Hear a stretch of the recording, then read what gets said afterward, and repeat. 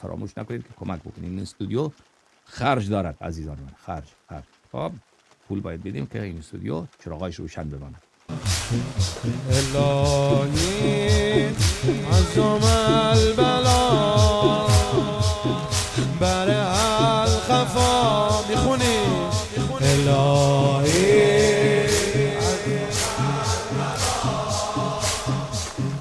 بر الخفا چه خبر شده